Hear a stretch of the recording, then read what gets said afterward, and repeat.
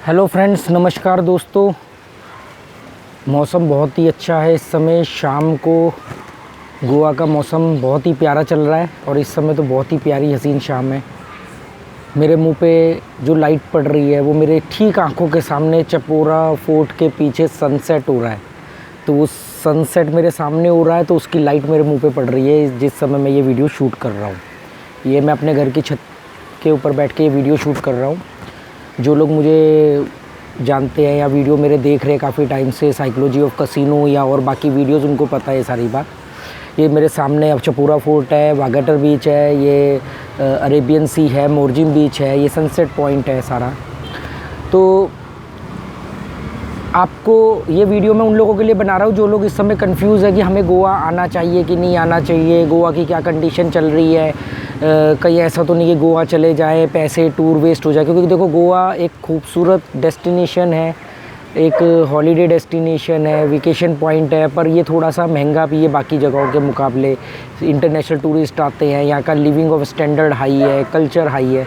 तो लोग सोचते हैं कि यार इस समय जो न्यूज़ चल रही है या ये सब चीज़ें जो चल रही है, तो एक कन्फ्यूज़न है। कईयों की बुकिंग हो चुकी है, कई फैसला नहीं कर पा रहे हैं कि हालात और ख़राब होंगे कि उससे पहले घूम ले, या इसी समय हालात बहुत ज़्यादा ख़राब है, या अभी घूम लेते हैं या बाद में घूमें। तो एक कन्फ्यूज़न सी चल रही है कि टिकट बुक कराई हुई है, कैंसिल करें नहीं करें। तो मैं आपको इस वीडियो में सारा गाइड करूँगा कि क्या इस समय एक्चुअली में करंट सिचुएशन है, इस समय आपको गोवा आना चाहिए कि नहीं आना चाहिए, और गोवा में क्या चेंजेस आए हैं, गोवा में कर्फ्यू लगा है कि नहीं लगा है, गोवा में नाइट कर्फ्यू लगा है कि नहीं लगा है, गोवा में लॉकडाउन हुआ है कि नहीं हुआ है, गोवा में क्या क्या रिस्ट्रिक्शंस लगाई गई हैं, क्या लग सकती हैं या लगाई गई हैं नहीं लगाई गई हैं।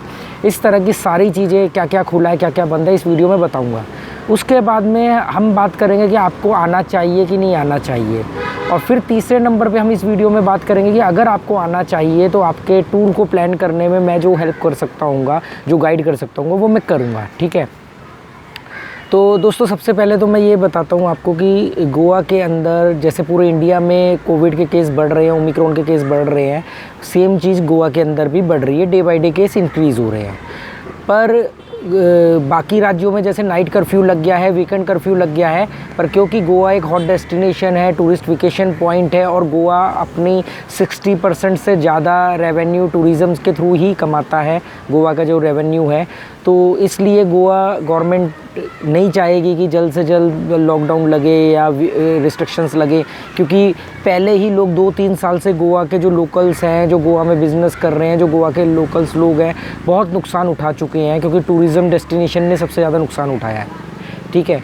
तो गवर्नमेंट भी चाहेगी कि भी उनको और नुकसान ना हो, उनके नुकसान किए बगैर ही अगर हम इसको कंट्रोल कर ले, लिमिटेड रख ले। गोवा का बॉर्डर जो है वो 2 राज्यों से लगता है, एक कर्नाटक से और एक महाराष्ट्र से। तो आपको दोनों ही राज्यों की कंडीशन पता है, डे बाय डे और ख़राब हो रही है। और अब महाराष्ट्र तो काफ़ी नंबर 1 पे चल रहा है इस समय इंडिया में, लास्ट सेकेंड वेव में भी यही हुआ था। तो गोवा को दोनों तरफ से खतरा है, एक तो कर्नाटक वाली साइड से भी खतरा है, महाराष्ट्र वाली साइड से भी खतरा है, और कोई रास्ता है नहीं गोवा में आने का by road. Border he 2, land border Goa के 2 ही जगह से लगते हैं। तो केरला वाली साइड में भी काफ़ी दिक्कत है। तो केरला वाली साइड से भी लोग अगर बाई रोड आएंगे तो कर्नाटक होते हुए आएंगे। केरला वालों के लिए एक अलग से गाइडलाइन है, मैं वो भी बताऊंगा आपको इस वीडियो में। तो गोवा एक हमेशा रिस्क पे रहता है कोविड को लेकर के। लास्ट टाइम भी गोवा का पॉजिटिविटी रेट 50% तक भी था, मतलब हाईएस्ट था इंडिया में एक बार को, तो सेकेंड वेव के दौरान। तो आप फिर गोवा में इतने सारे अट्रैक्शन पॉइंट है, कोई बीच के लिए आता है, कोई नाइट लाइफ के लिए आता है, कोई कसिनो के लिए आता है। कुछ लोग हैं जो कसिनो के लिए आते हैं, उनको बाकी चीज़ों से मतलब नहीं। कुछ लोग बीचेस के लिए आते हैं, उनको बाकी चीज़ों से। कुछ लोग सिर्फ रेव पार्टी या वो जो होता है भाई अपना खाना पीना और नाइट लाइफ पार्टी, उसके लिए आते हैं। तो वो सब चीज़ें उनकी ख़राब ना हो, मैं ये गाइड करना चाहूँगा इस वीडियो में। तो देखो, गवर्नमेंट ने कहा है कि हम अभी कोई पाबंदी नहीं लगा रहे हैं, कोई नाइट कर्फ्यू नहीं लगा रहे। नाइट कर्फ्यू ऑन पेपर एक बार को हो चुका था, फाइनल न्यूज़ में भी आ गया था कि गोवा में नाइट कर्फ्यू स्टार्ट हो गया रात को 11 बजे से सुबह 6 बजे तक। पर गवर्नमेंट ने आगे क्लियर किया कि हम कोई नाइट कर्फ्यू लगाने के मूड में नहीं है, क्योंकि बहुत ज़्यादा टूरिज़्म को नुकसान होगा, लोगों को नुकसान होगा। तो रिस्ट्रिक्शंस थोड़ी सी स्ट्रिक्ट कर दी गई हैं, जैसे कि मास्क बहुत कंपलसरी तो था ही, पर अब और ज़्यादा स्ट्रिक्टली उसको फॉलो किया जा रहा है। दूसरा, इन्होंने रिस्ट्रिक्शंस से लगाई हैं कि जो भी इंडोर जगह है, जहाँ पे जो बंद जगहें हैं, जैसे पिक्चर हॉल है, जिम है, स्पा है, कसिनोज़ है, इसमें सब में 50% एंट्री को वो किया है कि मतलब एक सीट, जो भी ऐसी गैदरिंग वाली जगह है उसमें एक सीट छोड़ के एक सीट पे लोग बैठेंगे, मास्क कंपलसरी होगा, सैनिटाइज़र और ये सब चीज़ें कंपलसरी होगा। हर जगह की एंट्री के लिए आपको डबल डोज का सर्टिफिकेट चाहिए, और जो केरला से आ रहे हैं उनके पास डबल डोज के अलावा RT-PCR भी चाहिए। अगर आपका डबल डोज कंप्लीट नहीं है तो आपको दोस्तों उसके साथ फिर RT-PCR टेस्ट रिपोर्ट भी चाहिए होगी। अगर डबल डोज का सर्टिफिकेट नहीं है आपके पास, सिंगल डोज ही ली है आपने तो RT-PCR चाहिए होगा। 72 आवर्स तक वो वैलिड होता है, वो आपको ज़रा ध्यान में रखना पड़ेगा। जो केरला साइड से आ रहे हैं उनको RT-PCR मस्ट चाहिए, चाहे डबल डोज का सर्टिफिकेट हो तो भी, ठीक है। तो ये सारी चीज़ें इस समय चल रही है। अब दूसरा एक चीज़ क्या होगा कि गोवा में जैसे 5 राज्यों में चुनाव है, तो गोवा में इलेक्शंस अनाउंस हो गए हैं। गोवा में 14 फरवरी को इलेक्शंस है। जैसे ही आप लोगों को पता होगा इलेक्शंस की डेट अनाउंस होती है तो आचार संहिता लग जाती है। आचार संहिता लगने के बाद में कुछ रिस्ट्रिक्शंस लग जाती है, जैसे कि अल्कोहल वगैरह में कि इतने बजे तक के बाद में पब और बार नहीं खुलेंगे। तो मुझे जहाँ तक लास्ट टाइम का याद है कि 11 बजे का टाइम होता था, 11 बजे के बाद आपको कसिनो में अल्कोहल सर्व नहीं होगा। किसी भी बार वगैरह में ये सब जो वाइन शॉप्स वगैरह हैं ये सब 11 बजे तक क्लोज़ हो जाएंगी। कई बार ये 10 बजे तक भी हो जाती हैं और इसमें ये सर्व नहीं होगा। तो ये बात ध्यान रखना कि आचार संहिता गोवा में लगी हुई है। तो गोवा में एक तो आचार संहिता लगी हुई है, चुनाव की डेट अनाउंस हो गई है।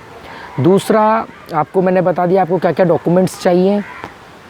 तीसरा, अभी सब खुला हुआ है, वाटर स्पोर्ट्स खुले हुए हैं, कोई नाइट कर्फ्यू नहीं है, पर जैसे जैसे केस इंक्रीज़ हो रहे हैं ये नाइट कर्फ्यू लग सकते हैं। और उससे भी अब आती है बात कि आपको आना चाहिए कि नहीं आना चाहिए। तो दोस्तों, अगर मैं अपने एक्सपीरियंस के हिसाब से कहूँ तो जान है तो जहान है, गोवा कहीं नहीं जा रहा है। तो अगर आप इस सिचुएशन के अंदर अपने घर में अपने परिवार वालों के साथ रहोगे तो ज़्यादा सेफ़ रहोगे। हो सकता है आप यहाँ पे छुट्टियाँ मना रहे हो, एंजॉय कर रहे हो और वहाँ उनको आपकी ज़रूरत पड़ जाए। हो सकता है आप वहाँ से कोविड यहाँ लाके फैला दो, यहाँ से कोविड वहाँ ले जाओ, कुछ भी हो सकता है। तो इसलिए इस अनप्रिडिक्टेबल टाइम के अंदर अगर आप अपने परिवार, अपने दोस्तों के साथ रहो तो ज़्यादा महत्वपूर्ण है। जब सिचुएशन कुछ दिनों में या कुछ महीनों में नॉर्मल हो जाएगी, आप आराम से सेटिस्फेक्शन के साथ यहाँ पे आ सकते हो, एंजॉय कर सकते हो। गोवा का वेदर मार्च अप्रैल तक बहुत सुहावना रहने वाला है। गोवा में वाटर स्पोर्ट्स वगैरह भी दूर दूर तक, बारिशों तक ओपन रहेंगे। तो दोस्तों, ये मेरा अपना निजी आपको एक सलाह है। अब आती है बात कि नहीं एक जुनून चढ़ जाता है ना कि हमने तो जाना ही जाना है, हमारी तो टिकट बुक हो गई है। फिर लोग बोलते हैं नहीं ऐसा नहीं होता, ये नहीं होता, वो नहीं होता, जिद बढ़ जाती है। तो ठीक है, जो लोग आना चाहते हैं अब हम उनके टूर को प्लान करते हैं। तो अगर आप गोवा टूर प्लान करना चाहते हो तो सबसे पहले मैं आपको बोलूँगा कि इस समय सीज़न का टाइम चल रहा है गोवा में, अभी न्यू ईयर निकला है, तो आपको हर चीज़ यहाँ पर महंगी मिलेगी, खाने से लेके स्टे, फूड, सब कुछ। तो आपको करना क्या है, उसके लिए आपके पास सबसे बेस्ट ऑप्शन है कि आपको आने से पहले ऑनलाइन सब कुछ बुक करके आना है। तो ऑनलाइन बुक करने के लिए सबसे अच्छे जो पोर्टल मौजूद है, जो वेबसाइट्स मौजूद हैं, उसमें booking.com सबसे मेरा फेवरेबल है। booking.com पे मैं ज़्यादातर अपने ट्रैवलिंग बुक करता हूँ, जो स्टे वगैरह होता है।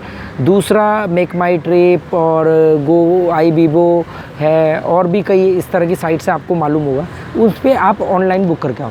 दूसरा, अब जब आप ऑनलाइन बुक कर रहे हो तो आप आराम से कंफर्टेबल बैठ के बुक करो, नॉर्थ गोवा में बुक करो, क्योंकि सारे हॉटस्पॉट और डेस्टिनेशंस ज़्यादातर नॉर्थ गोवा में है। अगर आप एक पीसफुल लाइफ चाहते हो तो आपको साउथ गोवा जाना चाहिए, ठीक है। दोनों को एक साथ कवर करने की गलती मत करना दोस्तों, क्योंकि गोवा छोटा राज्य है पूरे हिंदुस्तान में सबसे, पर इतना भी छोटा नहीं है कि आप 4-5 दिन में दोनों कवर कर लो। वो भागते भागते हर चीज़ को हाथ लगाओगे, कोई फ़ायदा नहीं है। अगर आपको ग्लैमर और पार्टी, नाइट लाइफ, कसिनोज, शोर शराबा चाहिए तो आपके लिए नॉर्थ गोवा बेस्ट है। और वैसे भी 70 से 80% टूरिस्ट नॉर्थ गोवा ही आते हैं।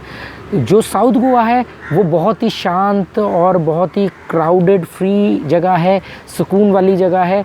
वो गंभीर किस्म के लोग जो शांति से आत्ममंथन करना चाहते हैं, शोर शराबा नीचे, उन जैसे लोगों के लिए है। तो साउथ गोवा में आप अगर उस आइडियोलॉजी के साथ आ रहे हो तो फिर आप आराम से साउथ गोवा आ सकते हो। साउथ गोवा और नॉर्थ गोवा में क्या होता है कि गोवा की समझ लो 60-70% पॉपुलेशन भी नॉर्थ गोवा में रहती है। साउथ गोवा नॉर्थ गोवा के कंपैरिजन में थोड़ा सा बड़ा भी है और कम क्राउडेड भी है, खुला है एकदम, बीचेस बड़े शांत है। तो वो एक अलग गोवा है, डिफरेंट गोवा है। तो दोनों आपके, मैंने दोनों के विकल्प आपके सामने रख दिए। बाकी आप मेरे गोवा के ऊपर जुड़ी हुई 2-3 प्लेलिस्ट हैं, अनसीन गोवा और ट्रैवल इन गोवा, ये सब आप जाके उस पर भी कुछ और चीज़ देख सकते हो। कुछ चीज़ें आपको नहीं समझ में आए, कन्फ्यूज़न हो, तो आप मुझसे कमेंट करके सवाल पूछ सकते हो, मैं आपको डेफिनेटली जवाब दूंगा। तो ये हो गया कि आपको नॉर्थ गोवा में रुकना चाहिए अगर ये सब चीज़ों के लिए आ रहे हो। वाटर स्पोर्ट्स वगैरह सब कुछ अभी चालू है। वाटर स्पोर्ट्स मैंने आपको बताया था कि पैकेज चलते हैं, कहीं पे 1500 का पैकेज है, उसमें 3 वाटर स्पोर्ट्स होंगे, कहीं पे 2000 का पैकेज है, वहाँ 5 वाटर स्पोर्ट्स होंगे, आधे घंटे के वाटर स्पोर्ट्स होंगे, वो सब इतना ही है। अभी गोवा में ग्रैंड हयात होटल के अंदर वो फ्लाई डाइनिंग है कि वो आपको क्रेन में बिठा करके ऊपर हवा में लटका देंगे और वहाँ बैठ के खाना खाओ। ऐसे बहुत सारे एडवेंचर्स चीज़ें भी हैं गोवा में, पर वो सब महंगी है, ठीक है। तो और आपको जब आप ऑनलाइन बुक कर रहे हो तो आपको करना क्या है कि आपको बुकिंग के दौरान आपको एक काम ज़रूर ये करना है कि आपको ऑप्शन चुनना है पे एट प्रॉपर्टी या नो क्रेडिट कार्ड नीडेड वाले ऑप्शन को चुनना। मतलब क्रेडिट कार्ड की ज़रूरत ना पड़े, क्रेडिट कार्ड की डिटेल ना हो, कैंसिलेशन पे चार्ज ना लगे, इस तरह के ऑप्शन चुनना।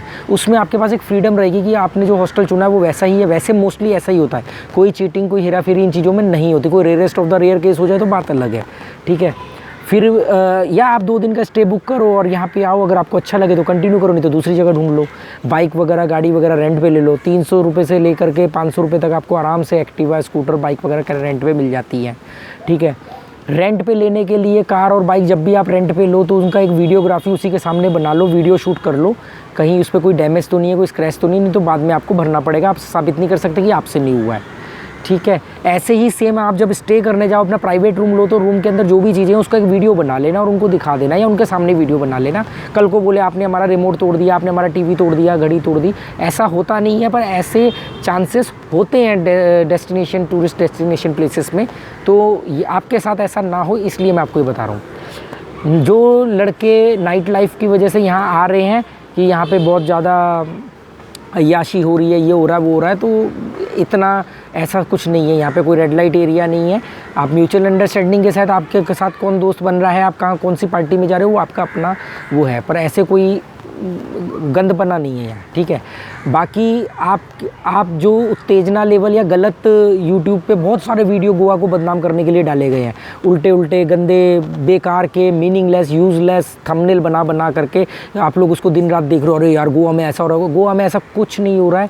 गोवा एक आराम से शांत जगह है और गोवा में जो भी आप लोगों ने थंबनेल देखे हैं वो वैसा कुछ नहीं है। पार्टी होना, डांस वगैरह चलना, ये सब आम बात है, ठीक है। तो जो लोग ये सोच के आते हैं ना, उनके साथ यहाँ पे बेवकूफ़ियाँ होती हैं, उनको यहाँ पे उनके साथ चीटिंग करी जाती है। क्योंकि जो लोग होते हैं, कुछ ज़्यादातर आउटसाइडर ही होते हैं, जो कमीशन एजेंट होते हैं, वो लोग आपको गलत जानकारियाँ दे करके आपसे बुकिंग अमाउंट ले लेते हैं और फिर आपके साथ कुछ और ही होता है अंदर। तो पार्टी में आपके साथ क्या चीटिंग होती है इसको लेकर के मैंने वीडियो डाला हुआ है कि आपके साथ गोवा में ये भी हो सकता है। आप वो वाला वीडियो जाके देख लेना, तो आपको मालूम पड़ेगा कि आप लोग ये जो पार्टी वगैरह के पैकेज लेते हो या बुकिंग लेते हो या जो पार्किंग में लोग होते हैं उनसे लेते हो, तो उसमें आपको क्या क्या बेवकूफ़ बनाया जाता है। ये बेवकूफ़ हर किसी को नहीं बनाता, ये उन्हीं को बनाता है जो गलत धारणाएँ धारण करके गोवा आते हैं, ठीक है।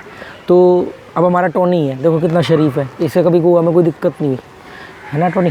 तो एक अच्छी इमेज लेके आओ, अपने राज्य की अच्छी इमेज छोड़ो गोवा पे, गोवा की रिस्पेक्ट करो, हुड़दंगबाजी मत करो, गोवा में गंदगी मत फैलाओ। अगर गोवा आपको अच्छा लग रहा है और आप गोवा में अच्छे की वजह से आ रहे हो तो गोवा को ख़राब क्यों कर रहे हो। तो ये मेरा एक सिंपल सा आपसे एक रिक्वेस्ट है, हम्बल रिक्वेस्ट है, ठीक है। साफ़ सफाई तो खैर क्या करोगे आप, पर गंदगी मत फैलाना प्लीज़। तो ये चीज़ें हैं। बाकी देखो ये सनसेट पॉइंट है, यहाँ आके बैठो शाम को अरेबियन सी में सनसेट होता हुआ देखो, बियर पियो बैठ करके, पर बियर की कैन डस्टबिन में डालो, अपने साथ लेके जाओ, पानी में फेंक के क्या करोगे। तो ये थोड़ा सा आप ध्यान रखो। गोवा बहुत खूबसूरत जगह है और उसको थोड़ा हमें ध्यान रखना चाहिए। और मैंने मोटा मोटा आपको सारी बातें बता दी हैं। इसके अलावा और क्या मैं आपको बता सकता हूँ, ज़ोमैटो स्विगी ऑप्शन है ही यहाँ पे। अच्छा, यहाँ पे गोवा में ओला उबर नहीं है, तो ये ध्यान में रख के आना। मैंने वो भी बताया कि आप कैसे कम पैसों में एयरपोर्ट से अपने डेस्टिनेशन पे 150-200 रुपये में पहुँच सकते हो, क्योंकि टैक्सी हायर करोगे तो 2-2.5 हज़ार रुपये लगेंगे, ठीक है। और खाने पीने के लिए ज़ोमैटो स्विगी का ऑप्शंस हैं, छोटे छोटे स्ट्रीट वेंडर भी हैं, अभी सब कुछ खुला हुआ है। पर अगर आप ना आओ तो ज़्यादा बेहतर है, आना हो तो कुछ बातों को ध्यान में रख के आना। उम्मीद करता हूँ आपको ये वीडियो अच्छा लगेगा। आप लोग इसको कैसा लगा ये वीडियो, आपको लिए काम का हुआ कि नहीं हुआ, आप कमेंट करके बताना। ओके, थैंक यू दोस्तों।